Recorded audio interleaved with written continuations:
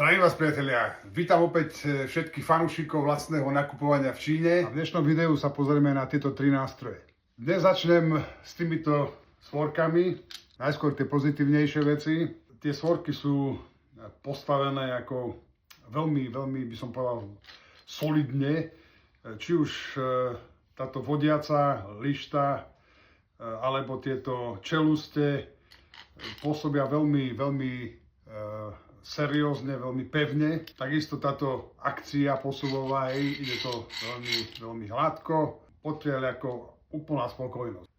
Istý čas tie svorky aj fungovali veľmi dobre, používal som ich často, majú ale dva problémy.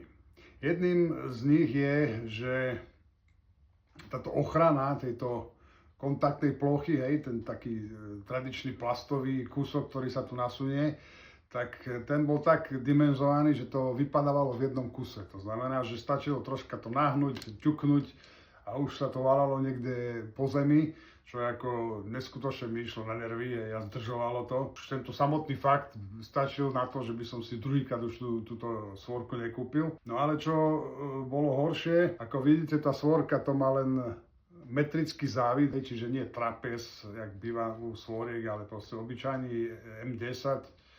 No a tuto na tejto vám ukážem, hej, tak to skončil tento slávny závit.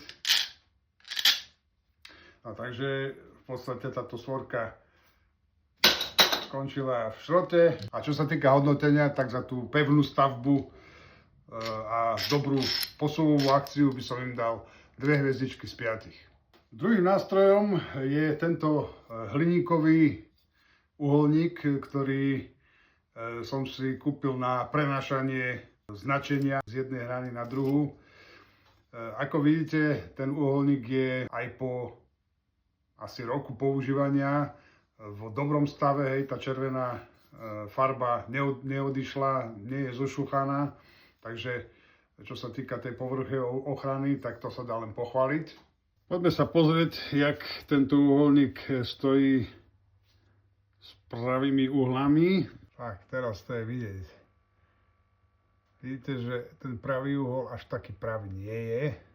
Čiže pokiaľ chcem urobiť rysku, ktorá je kolma na túto hranu, tak úplne kolma nebude. Takže uholníku by som dal 3,5 z 5 hviezdičiek. A posledným výrobkom, na ktorý sa dnes pozrieme, je tento nastavovací prípravok.